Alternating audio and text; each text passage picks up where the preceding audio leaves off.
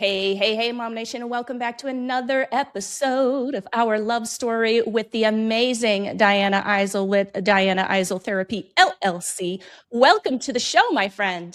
Hi, thank you. Hello. And just a quick reminder, guys, if you are finding value in our episodes, and I know you are because you keep coming back for more and you send me messages to let me know that. So I know that you're loving it.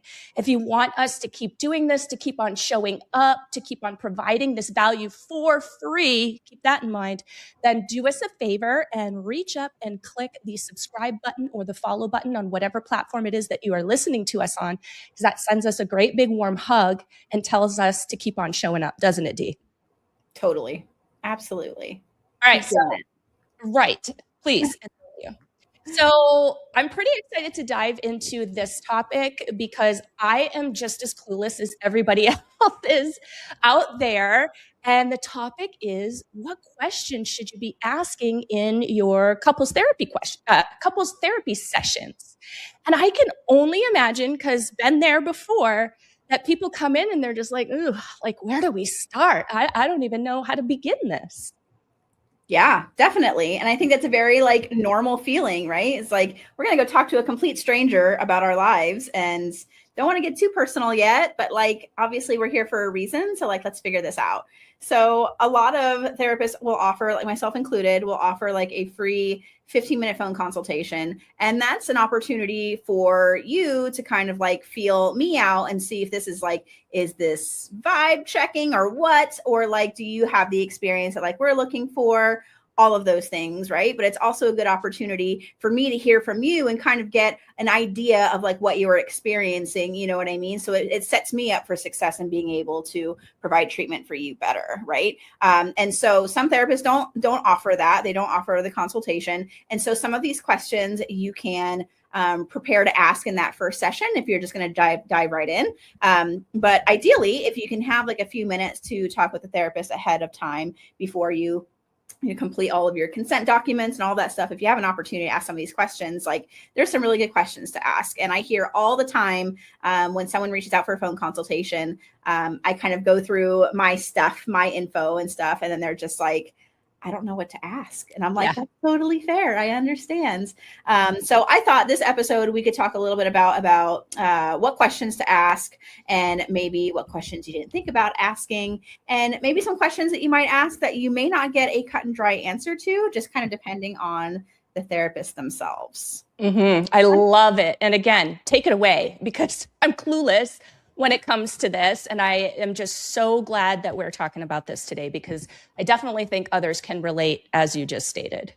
Absolutely. I want people to get the most out of that 15-minute consultation, right? When you reach out to me and I reach out to you and I set a day and a time and everything for us, I want you to come to that call with if not questions, just having an idea of what you want to get out of that experience, right?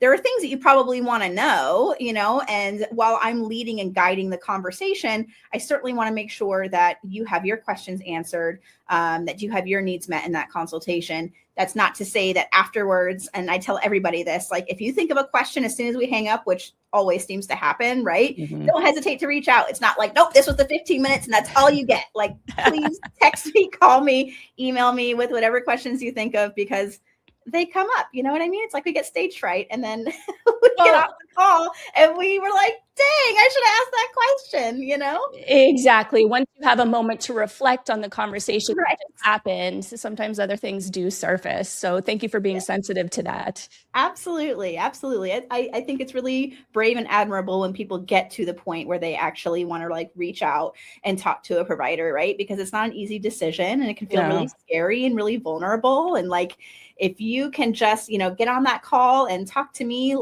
I'll take it from there. And I just want to make sure that you have all of your questions answered too. So one of the, I would say, most common questions when I do get questions is, how often will I be coming to therapy? And how long can I expect to be in therapy, right?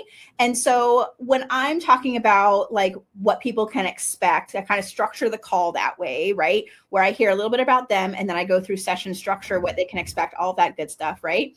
That question, like I said, it does come up occasionally. And It's so hard to answer, right? Generally, like my sort of structure, which doesn't have to work for everybody, but I've been pretty successful in structuring it this way, is in the beginning, let's say, since we're talking about couples, right? Like in the beginning, that first time I see you guys together, we're going to talk about more, and we're going to expand more on what we're talking about right now in this call, getting to learn a little bit more about like your relationship dynamics, where you guys are coming from, all of that good stuff. And then I will have an individual session with each of you guys. So you get the entire time to share your perspective without worrying about offending the other person or, you know, any of that stuff. Just like, give me the story, like tell me all the things, you know what I mean? And so when I have all three of those sessions, the couples and each individual, then I take all of that data and I basically make a diagnosis and treatment plan. And not everyone requires like a diagnosis for couples in this particular case, but a treatment plan to go through the objectives and the goals that you guys said that you wanted to get out of this experience. Because just like I tell everybody on those calls, this is not me telling you what to do. This is what you want to get out of this experience. And I help guide you there, right? So in that fourth session, we come back together and we go through the treatment plan, and you guys get to say like, oh yeah, that sounds great. Let's do that. Or let's take this off or change this or whatever. Because again, this document and these goals are about what you want to get out of it, not when I'm telling you what to do. You know what I mean? So to answer that question about like how often I'll be coming, I say as like a reasonable expectation for that first handful of times, I like to see a couple like as close-ish to once a week as possible, because it is a massive download of information. And when we start and then spread it out too far, we kind of lose that momentum. But once we have that momentum, then the most common frequency a lot of times is like twice a month, right? Like once we get going and we learn some tools and some skills to use outside of the room, because that's where like the real work happens, right? So that's kind of like my stock, almost generic. Again, it doesn't have to go for everybody, but that has been most successful for me and the majority of my clients, is that structure that way. However, I know that sometimes things can be prohibitive, time, cost, all of those things. I will work with it. You know what I mean? That's just like the ideal way to like get us kickstarted, is that sort of frequency. And then the question that goes with that is like, how long am I going to be in treatment? Again, this is so subjective, right? It could be 6 months. It could be a year. I have clients that continue like a maintenance schedule of like once a month or once every other month. And that's just to like check in and see like how things are going. You know what I mean? It's nice to have an objective party to go through some major life adjustments with. It's like, you know, it kind of depends on like your progress in treatment, what you want to get out of it, and how you're feeling. You know what I mean? So there's no set like, you're going to be here for 6 sessions. You know what I mean? Because I feel like that's unreasonable. And I don't want to set somebody up for an expectation that I don't think is reasonable. You know what I mean? Yeah. You brought up a really good point that I never thought of, is life happens, right? And so something big might happen in the couple's lives. And so do you typically see couples, I don't want to get too far off track, but do you see couples come back after, you know, maybe they sat in session with you for a while, then they had a life change that was pretty significant. Maybe, you know, they lost somebody special to them or whatever the case may be, come back to kind of try to get back on track with one another. Is that pretty common? Totally. Yeah. So even after like, even let's say like when treatment is completed, right? You guys met all of your goals and we're like, cool. And you're like, cool, we're going to take a break. And I'm like, awesome. Best of luck to you guys. You guys are crushing it. It's not uncommon for a couple to come back 6 months, a year later and be like, hey, you know us, you know our story, and we accomplished so much with you. And so like, we feel safe with you. We need to come back and, you know, go through what's been going on with kids, life, jobs, you know, all of those things. So it's a really, I never take my relationship with my clients for granted ever, because even though I'm just a small little chapter in their lives, if I am that person to them that they feel safe and secure with to come back to learn new skills or to just have like a support system, I never take that for granted. So when I discharge a client or a couple, it's not just like deuces, like I'll never see you again. If that's the case, I wish you the best and I hope you're super successful and happy for the rest of your life. But that doesn't mean that you can't always come back and be like, hey, I need some extra support, because I'm always here for you. Right. No, I love that. Thank you for doing that.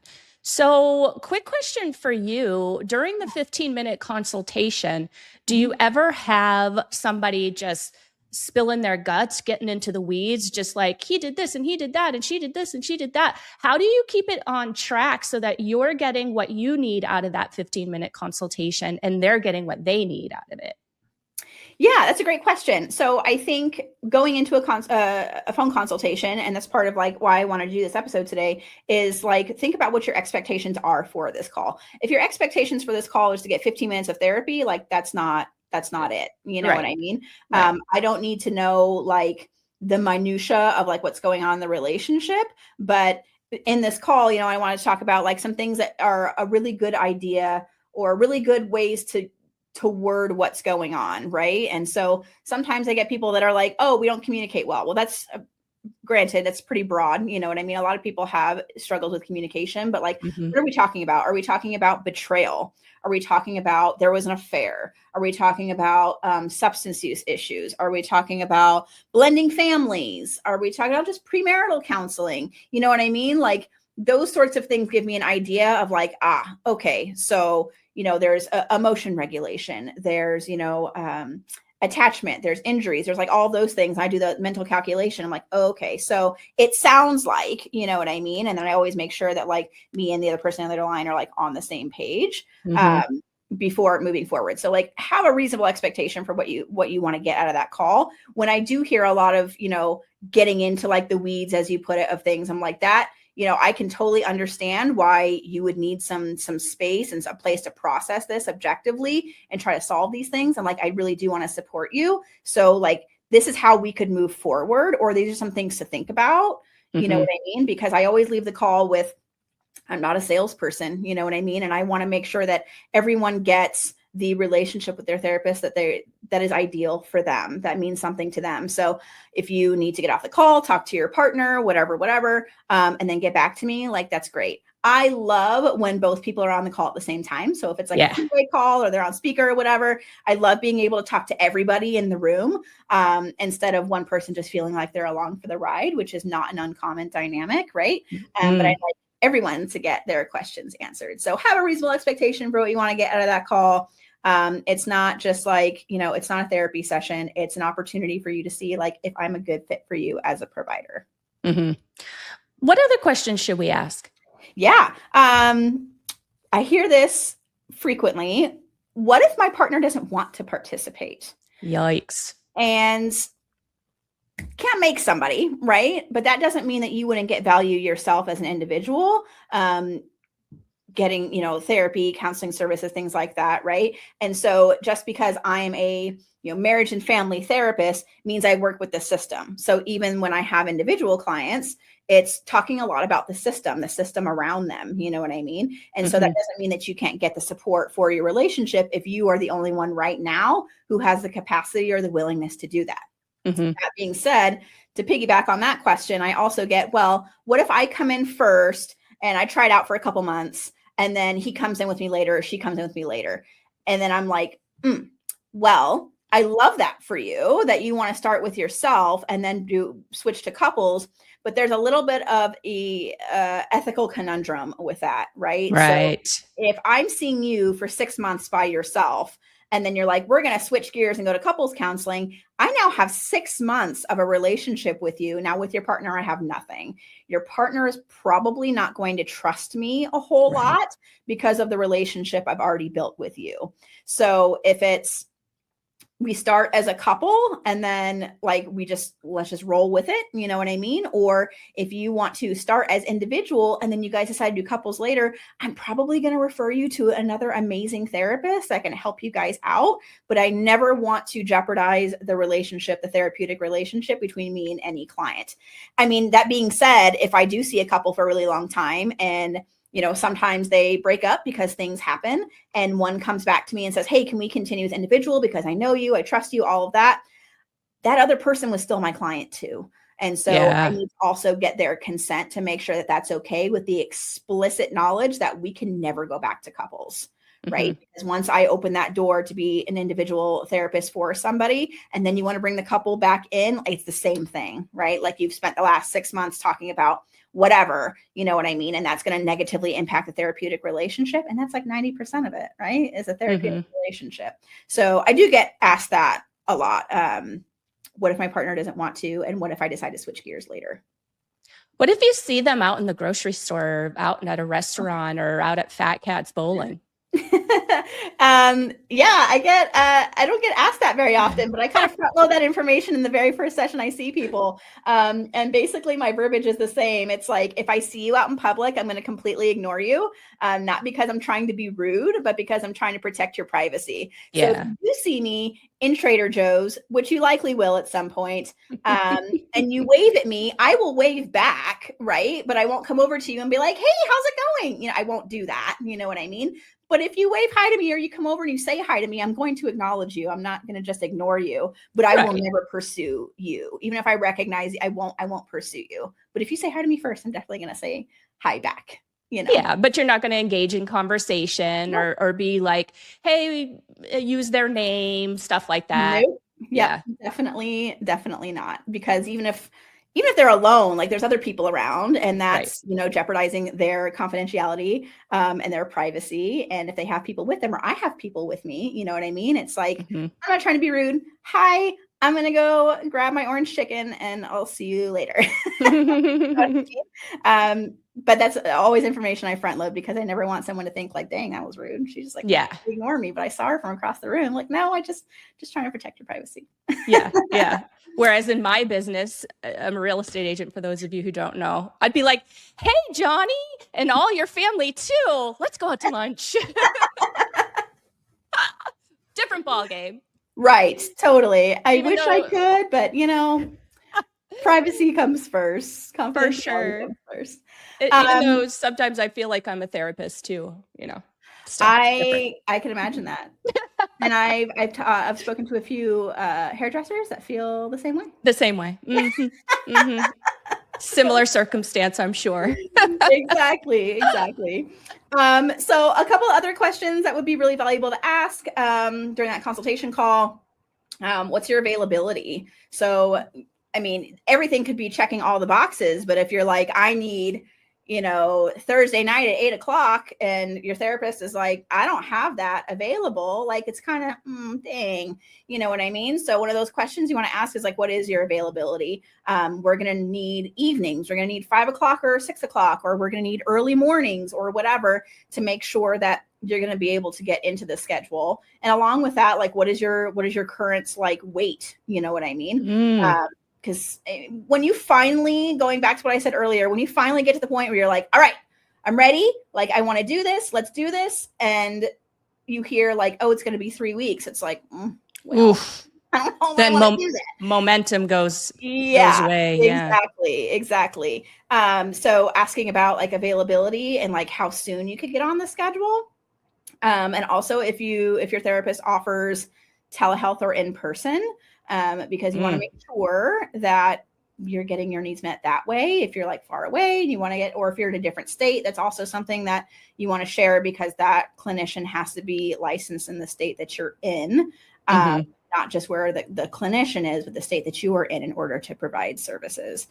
So asking about telehealth and in person are really good questions too.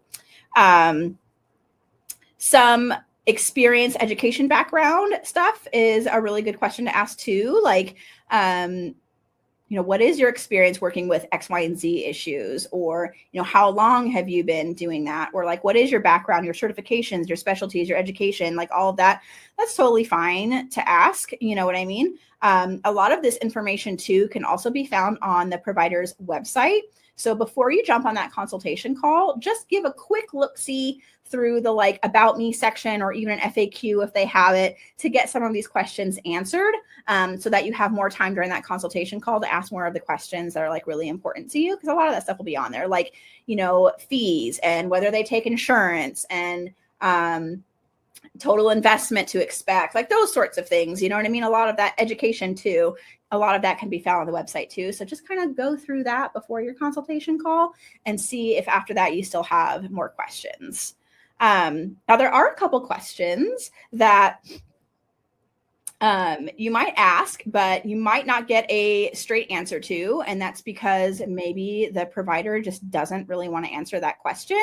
And that's also okay. And we're not talking about professionalism or anything like that, but, you know, asking like, how old are you? You know what I mean? Yeah. And there's a way to ask for, like, we're looking for an experienced, provider, or we're looking for someone who has experience with, long-term relationships, or, parenting, those sorts of things. Those are totally cool to ask. Like, absolutely. You know what I mean? You have experience with those things, but like, to ask, like, how old are you? It might be like, well, I have this many years experience, what I mean? And kind of just get around the age question. Or are you married? And some providers don't want to share that information, and that's totally fine. You know what I mean? But, I have experience with long-term relationships. I understand some of the dynamics between X, Y, and Z. You know what I mean? So some of the questions that you ask may not get answered in the exact way that you want to, but just understand it's not because they're trying to be, at least in my case, not trying to be shady or evasive or anything like that. But, therapists are still human beings, and we still have safety to consider as well. Right. There might be just some private things that we want to keep to ourselves, because not a lot of people think about the risks that are involved with being mental health providers. And so we make calculated decisions every day about what information we provide and what information we don't. That makes sense. That could seem personal, but you could absolutely ask is, are you faith-based? And I think this is a really important question to ask, because if you're looking for someone who is, Christian or Catholic or anything like that, right? And like, I'm not. So I think that's a very reasonable question to ask, because you might want a provider that's going to see through the same lens that is going to be meaningful to you.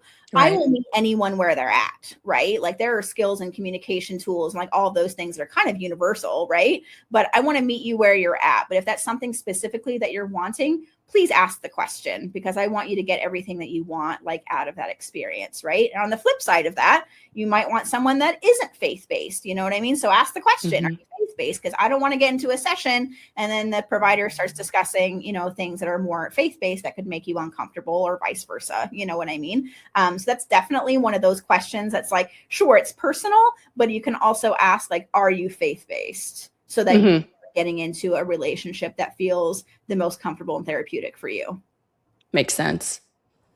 What else? Anything else? I mean, that was a ton. So yeah, that was a bunch of questions, right? And it's like you get 15 minutes and you get to share about you and what you're experiencing. And sometimes one of the things that I tell people at the beginning of the consultation call is like, okay, I'm going to lay out the call. Like, this is kind of how this call is going to go down. I'm going to talk about this. You're going to talk about this and this, just to make sure that we get all the things in, and I provide all the information that I feel is important for you to know. But I never want anyone to feel pressured to, like, tell me like a whole life story or anything on this 15-minute call. Right. Yeah. But like, okay, I want to hear a little bit more about you and like what you're experiencing, what you're going through, also what you're looking for. So then I'm just like, I open it up with just tell me all the things. You know what I mean? It's like, tell me all the things. Tell me what you're comfortable sharing, or what you feel like is good information for me to know, so that I can also gauge, like, hey, am I the right provider for you? Right. Good point. Because I want to make sure that at the end of the day, whether you initiate treatment with me or with someone else, like, I want that therapeutic relationship to be protected. And my first priority is that you not only do you have privacy, but that you're getting everything you need out of this experience, because you made it this far. And so I want to be a part of having, a positive experience in any way that I can, even if it isn't with me.